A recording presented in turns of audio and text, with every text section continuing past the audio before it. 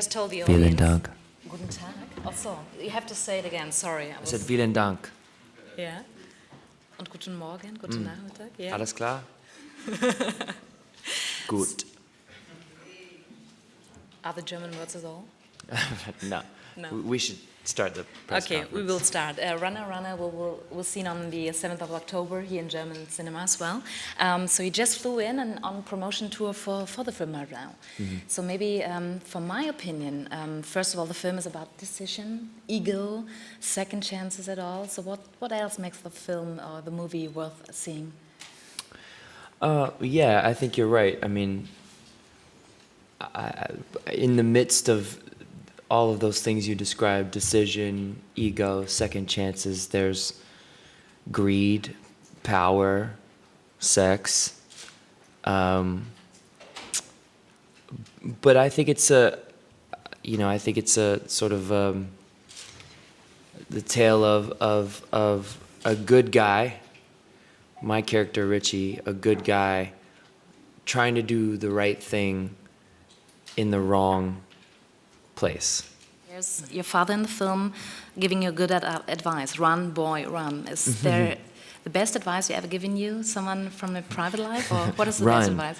Run. No, my grandfather told me it's better to let people think you're stupid than to open your mouth and let them know that you're stupid. So I think he was trying to say, think before you speak. In the movie said the house always wins, so can you even understand why people are addicted to gambling, and why is it such a big thing? Why do we need it? I don't gamble a lot myself, so maybe I don't have a good authority to speak on that, but I guess from my point of view, or if I were to think about it, I think it's just a chance that you could win yourself a lot of money. You know, it's the chance that it could afford you a shortcut in life, and some people win and some people lose, but the odds of winning at gambling are extremely low. But I don't know, I don't feel like I have a good authority to speak on it, 'cause I don't gamble a lot. I've only ever really played blackjack in the casino. In the casino. I played craps. It took me about 4 hours to win a certain amount of money from blackjack. One time, this is the first time I ever went to the casino.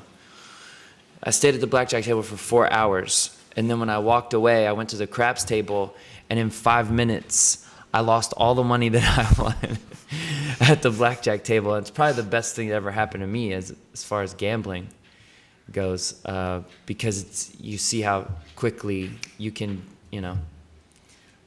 the downward spiral. So I don't know. I don't gamble a lot. If you don't gamble, what is your kind of weakness or addiction?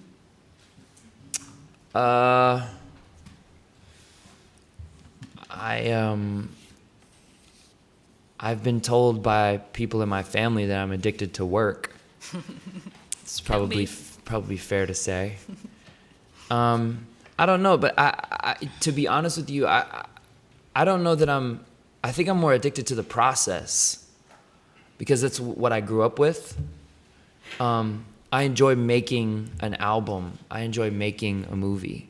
And I think what happens after that, I don't know. I don't put a lot of pressure on myself to meet anybody's expectations other than my own. I do put a lot of pressure on myself. But I feel like that's something that I really enjoy, is the process. I think everything in moderation. What's it saying? Too much of anything is a bad thing, even if it's a good thing. So, I don't know. I feel like what I invest in more is the actual process of getting to make things. I like making things. In the beginning of the movie, it said everybody gambles. So, in what situations do you gamble, and for what reason? I don't know. I would say I'm more methodical than anything. I believe in rehearsal. Even with movies, I love to rehearse. I love finding, something else about the movie that makes it more interesting. Whenever I play golf with my friends or the guys at my golf club in Lakeside, we usually end up. That's probably the only place I gamble. But it's inevitable. Like I can't. It's just the type of guys that we are at Lakeside Golf Club. You can't play without gambling. But it's not for a lot of money, so that's a good thing. I don't know though. I'm pretty methodical, I think, more than anything.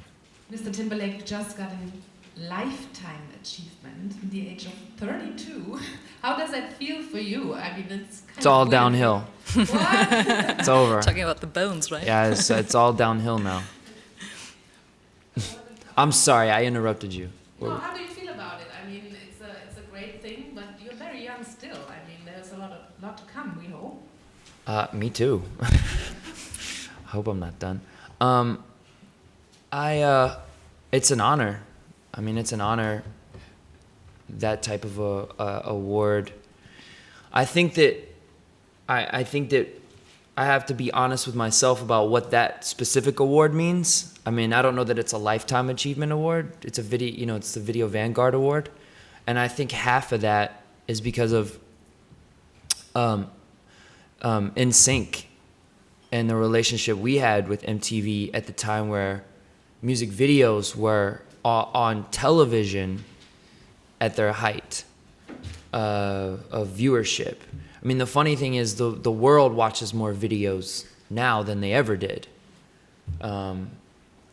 because of the internet, obviously. But I think it has as much to do with that specific award, and I think it has as much to do with that as my solo career too.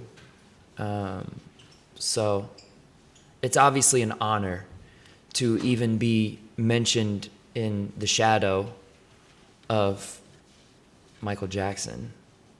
I'm still trying to figure out how I feel about that.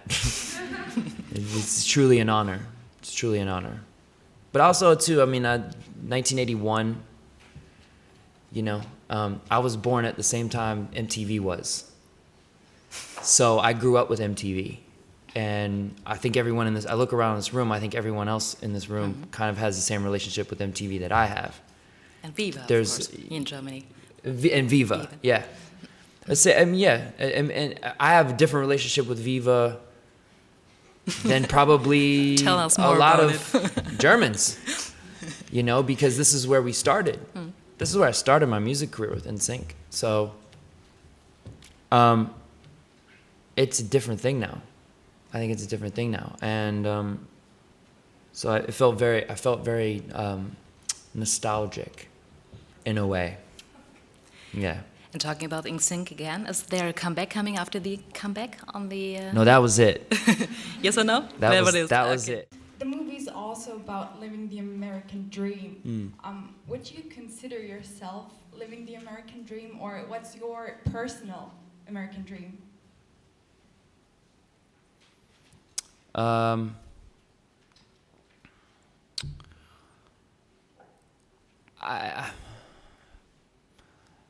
It's the American dream is, what is the American dream? To be rich and famous? Is that what it is? Have a house, have a family, something. Yeah. Planetary.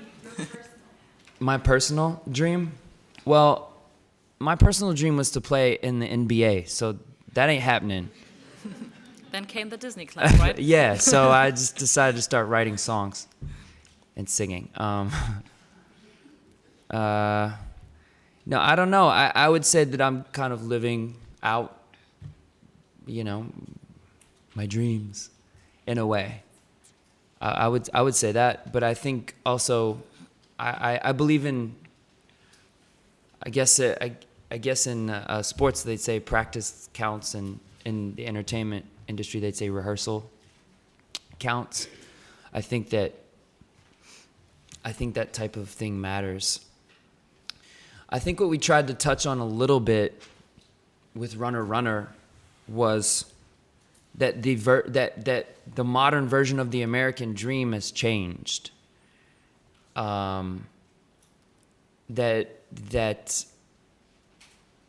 That we have access to everything at the speed of light now, and I think that can kind of dilute the fact that the world isn't going to change without humans, and our connection to each other. So I don't know. I mean, I think when you talk about Runner, I think, you know, if you ask the generation underneath, the generation behind us, I would think that their version of the American dream is slightly different. You know, it's kind of an all-you-can-eat buffet now, so you have to pick and choose. As I was growing up, especially growing up in a small town, you know, the American dream, like you said, was about like a white picket fence and a family and marriage and those types of things. So I obviously was not part of that path when I was younger. So I don't know. It's probably a child star is the wrong person to ask that question, because I don't know that I would have. You know, I grew up a different way. You know, the first time I was ever in Berlin, I was 15 years old. So, and it was, you know, it was the 5th or 6th year anniversary that the Berlin Wall had come down, and for me, you know, in my travels, to come back now, 20, how many years is it now? How old are you now? 32. 32. And you were 13. Jetzt muss man mal die Mathematiker What unter uns fragen. are you giving me, a math lesson? Just tell me how many years it is. 2016. So to watch Wir rechnen noch. to watch the world change is you know, it's a different world now. Bin ich And richtig? for the better. Isn't it a good thing that David Hasselhoff came out with that song? And it's 18 years ago. If it wasn't for that David Hasselhoff song. Also Kinostart 5.12., soweit ich informiert bin. Also dauert noch ein bisschen. So the movie is coming up in the middle of December here in Germany. So okay. you have to come back again, even Sure. with a world tour. Sure. And I think there are so more questions on a private line, a 5 or 7 minute interview. So you give them the time of chatting close eye to eye. Sure. Last thing about the movie. Leonardo DiCaprio is one of the producers. And I sat in the movie and I saw the ending of the film as well. And then they were written, we shoot it in Puerto Rico, and we built up more than 10,000 jobs. So a goodwill as well. And otherwise, Leo told you something about even acting, or is he a friend now? We have not spent that much time together, but it's nice to know that, you know, someone who is obviously, I have an immense amount of respect for, is looking out for the movie as a producer.